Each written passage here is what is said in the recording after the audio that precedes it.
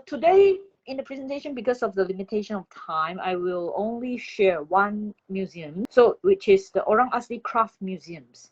It is located in Jalan Damansara, just nearby the National Museums, and established in year 2003. So it's still quite new in terms of the Malaysia National Museums. And this museum is under the initiative of the former Prime Minister Dato Sri Dr. Mahathir Mohamad. Okay, where is the Orang Asli Craft Museum? It's just beside the National Museum. It's just the small building here, and the ground floor is the Orang Asli Craft Museum, and the first floor is the Malay Ethnology Museums. I would like to share some thoughts about this topic. So this is some questions I was concerning about, and I hope that in the near future I would have some time to reorganize it and that I can present it more completely in the near future. The situation in the highlands in 1945. The Japanese presence in the far interior of Borneo was negligible, which was why the area was chosen in the first place. In April 1945, only weeks after he and Harrison had parachuted into Borneo, Captain Eric Admides headed south to Lombanga. At Lomploan, same as Lombanga, I met 6 Kenya from the Akar River. I hoped for information, but they seemed quite in the dark and gave me no useful dope. They had come to Lomploan to obtain supplies of tobacco. In Lombanga, they were nearer to the sources of jobs, wealth, health, education, and indeed Christianity, which Harrison and Zoot had created. Whether he insisted they moved or not is a moot point. His encouragement is explicit. But in true Zomia style, the Saban hedged their bets with 1 foot on either side of the border.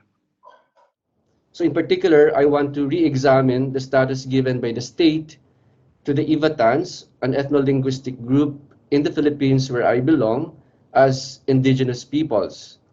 To 1997, the Philippine Congress passed a law called Republic Act 8371, or the Indigenous Peoples' Rights Act. This law is aimed to protect the rights of indigenous peoples or indigenous cultural communities to their ancestral domain. So the retention of pre-colonial culture as one criterion, as implied in the IPRA definition for indigeneity, has been questioned by some for all the right reasons, like societies are not static, cultures change through time. But if the Ivatans are to be considered as indigenous peoples because they have generally or in part retained their pre-colonial culture is a bit questionable on historical ground. Another possible example, at least from my perspective, are the Ivatans of Batanes. But while the Skayas were declared as IP out of their sustained collective clamor for recognition, the Ivatans were declared as one unbeknown to the Ivatans themselves. It is like we woke up one day and we are now indigenous people. So yeah, thank you. I think that's all. Emerging Altai and its post-Soviet identification processes in the Altai Republic, Russian Federation.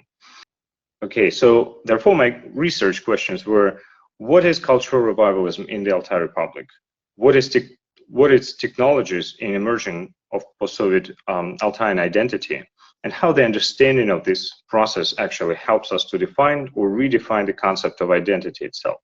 Identity should not be seen, as I said, as pre-existing entity or as something that is just simply constructed.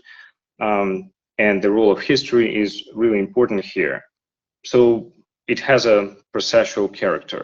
When people ask me to look after the kids or feed their cattle or help butchering the carcass of a lamb, which also is traditionally performed only by the family members, or for example, invited me to participate in the private family rituals of worshiping sacred springs in the middle of the steppe, close to Sino-Russian and Sino-Mongolian borders.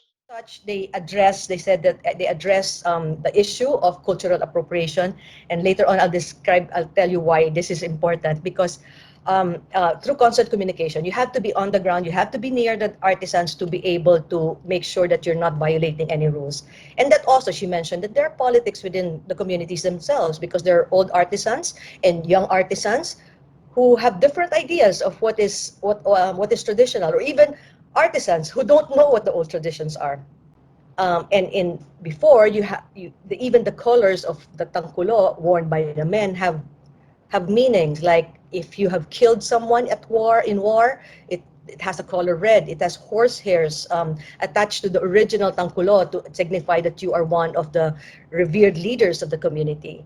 And he said nowadays, because they also produce that community of this young man who is also Jose, who also produces this tangkulo commercially, or at least made available through artisan fairs, is that right now anybody can wear the tangkulo. And who can make the tangkulo? One of my, Vivian actually mentioned that it is a belief that you have to be a widow to be able to make one. Otherwise, you become widowed if you do it and you're still married. So because of I want to say the practicality versus the lure of economic benefits, the practicality of being able to earn, she made the tangkulo with her husband, and when they did not become widow or widower, they realized that they can actually, it was unfounded superstition. So, like I said earlier, there are 4 villages. So the focus of my study will be 2 villages, Tsing and Nyagol. So why these 2 villages is because they are the ones who actually refuse, a few families actually from Pain Bojong and Rojo refused to comply and move to the resettlement scheme. So instead, they built the new resettlement village further up the water reservoir. Now, the resettlement scheme is also located quite far from the Kuching city, although it is perceived to be like a modern facility, but it is still located quite far from the city, and is actually built to accommodate all of these villages, 204 families, and they are promised with modern facilities such as roads, 704 acres of agricultural land, treated water supply, and electrical supply. So, however, while a majority decided to move to the resettlement scheme, 19 families from Rajoy and 12 families from Pain Bojong had made their own choice of settlement. So therefore, the focus of this study will be on these 2 groups.